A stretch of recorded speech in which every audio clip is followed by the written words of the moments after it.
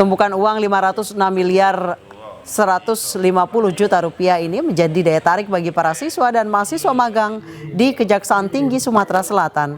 Mereka tidak ingin melewatkan momen ini dan melakukan foto dan berfoto dengan tumpukan uang. Uang setengah triliun ini merupakan barang bukti perkara dugaan korupsi pemberian fasilitas kredit dari Bank BRI senilai 1,3 triliun rupiah kepada dua perusahaan swasta yakni PT BSS dan PT SAL. Menurut asisten pidana khusus Kejati Sumatera Selatan, uang tunai senilai lebih dari 506 miliar ini merupakan hasil dari upaya pengembalian kerugian negara.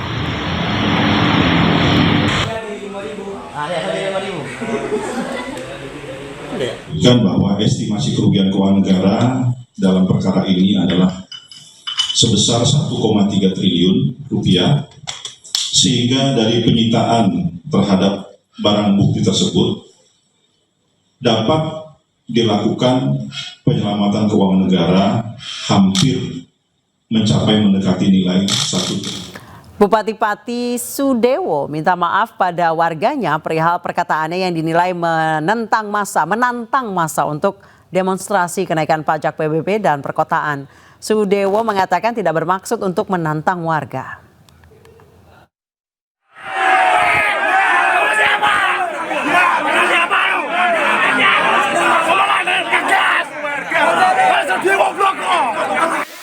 Bupati Pati Sudewo meminta maaf terkait ucapannya yang terkesan menantang masa untuk berdatangan berdemonstrasi menolak kebijakan kenaikan pajak bumi dan bangunan hingga 250%. Dari pernyataan itu, Sudewo juga tidak bermaksud untuk menantang rakyat. Yang kedua, saya minta maaf yang sebesar-besarnya atas pernyataan saya. 5.000 silahkan, 50.000 masa silahkan. Saya tidak menantang rakyat. Sama sekali tidak ada maksud untuk menantang rakyat. Mosok rakyatku tak tantang. Saya hanya ingin menyampaikan supaya demo tersebut berjalan lancar dan betul-betul murni tuntutan aspirasi, bukan karena ditumpangi pihak-pihak tertentu. Mas, apa salah kami? Salah kami apa? Kami di sini mau menyampaikan aspirasi ya. Jangan semena-mena. Kita takut. Aku tidak takut. Terserah. Jangan 50.000. Sama saya saja. Tertipkan. Pak Polisi. Sebelumnya, aksi demo penolakan kenaikan pajak bumi dan bangunan perkotaan dan perdesaan di barat laut Simpang 5 Pati, Jawa Tengah ricuh. Adu mulut terjadi antara pendemo dengan anggota Satpol PP lantaran donasi yang mereka galang diangkut paksa. Selain itu, pernyataan Bupati Pati sempat viral di media sosial terkait demo penolakan kenaikan PBB dan bangunan perkotaan dianggap menantang hingga membuat warga marah. Aksi penolakan pajak tanggal 13 Agustus ya? Siapa yang akan melakukan penolakan? Ya yang undur, silahkan lakukan. Jangan hanya 5.000 orang, 50.000 orang aja disuruh ngerahkan. Saya tidak akan gentar. Rencananya warga akan menggelar demo besar-besaran pada 13 Agustus mendatang untuk menolak kenaikan pajak bumi bangunan perkotaan. Tim Liputan iNews melaporkan. Gubernur Jawa Tengah Ahmad Lutfi minta Bupati Pati Sudewo segera evaluasi kebijakan kenaikan pajak 250%. Mantan Kapolda Jawa Tengah menilai lonjakan pajak membebani masyarakat terutama petani dan warga pedesaan. Adalah disesuaikan dengan kemampuan daerah. Kemudian yang kedua, tidak boleh membebani masyarakat.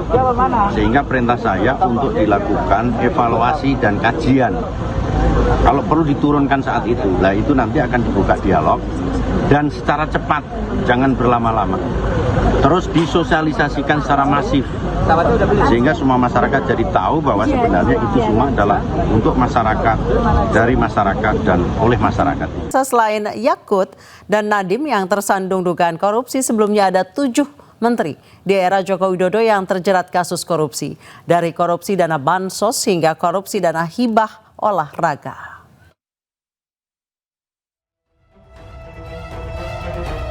Yang pertama adalah Syahrul Yassin Limpo, Menteri Pertanian periode 2019 hingga 2023 ini ditetapkan sebagai tersangka oleh KPK dengan pasal pemerasan, gratifikasi, dan tindak pidana pencucian uang. Yasin dijatuhkan hukuman 12 tahun penjara dan denda 300 juta rupiah. Selanjutnya adalah Menteri Komunikasi dan Informatika periode 2019-2023, Johnny G. Plate. Johnny divonis 15 tahun penjara dan denda 1 miliar dalam kasus korupsi pengadaan menara BTS. Selanjutnya adalah Idrus Marham. Menteri Sosial periode Januari hingga Agustus 2018 ini tersandung kasus korupsi kesepakatan kontrak kerja sama proyek PLTU Riau 1. Idrus divonis 3 tahun penjara dengan denda 150 juta rupiah. Selanjutnya adalah Menteri Pemuda dan Olahraga periode 2014-2019, Imam Nahrawi. Imam dijatuhkan hukuman 7 tahun atas kasus suap dana hibah KONI. Juliari Batubara, Menteri Sosial periode 2019-2020, dihukum 12 tahun penjara dan denda 500 juta rupiah. Dirinya terbukti terlibat korupsi dan bansos COVID-19. Yang terakhir adalah Tom Lembong, Menteri Perdagangan periode 2015-2016 ini ditetapkan sebagai tersangka dalam dugaan kasus tindak pidana korupsi impor gula dan divonis 4,5 tahun, namun kemudian dapat pengampunan dari Presiden.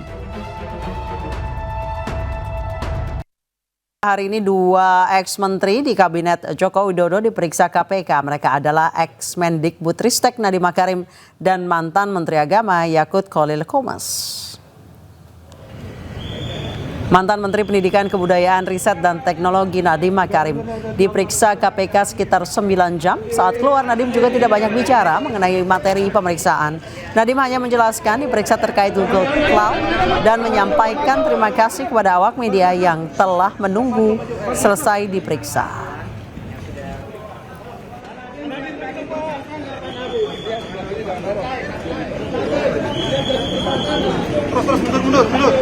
Pertama, terima kasih kepada teman-teman wartawan yang sudah menunggu di sini. Saya sangat apresiasi. Tadi baru saja, alhamdulillah, sudah selesai. Saya diminta memberikan keterangan mengenai pengadaan cloud di Kemendikbud. Alhamdulillah lancar, saya bisa memberikan keterangan. Dan saya ingin memberikan apresiasi sebesar-besarnya kepada KPK juga untuk telah memberikan saya kesempatan untuk melakukan keterangan ini. Sekarang permisi dulu, saya mau kembali ke keluarga. Terima kasih sekali lagi pada rekan-rekan media.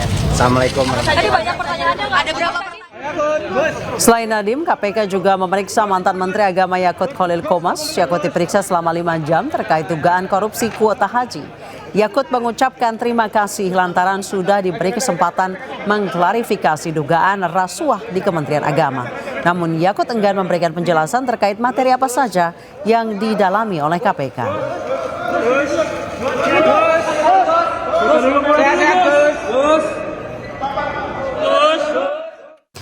Sebelum menjalani pemeriksaan oleh KPK dan penyelidikan kasus pengadaan Google Chrome di Kemendikbudristek, Nadiem sudah 2 kali diperiksa Kejaksaan Agung sebagai saksi dugaan pengadaan laptop Chromebook.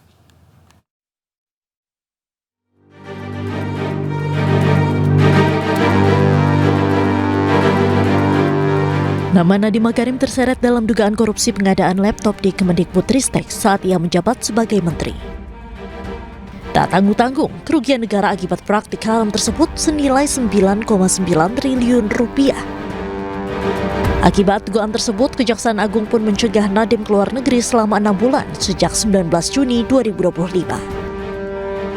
Tak hanya dicegah keluar negeri, Kejaksaan Agung juga menggeledah kantor Gotoh.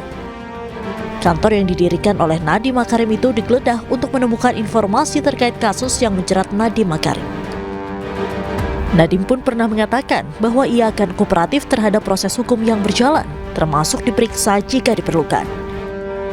Jejak Nadiem Makarim dalam kasus ini sebelumnya tercium sejak Kejagung memeriksa 3 orang mantan staf khusus Nadiem Makarim. 3 staf khusus Nadiem Makarim yang diperiksa yaitu Fiona Handayani, Ibrahim Arif, dan Juristan.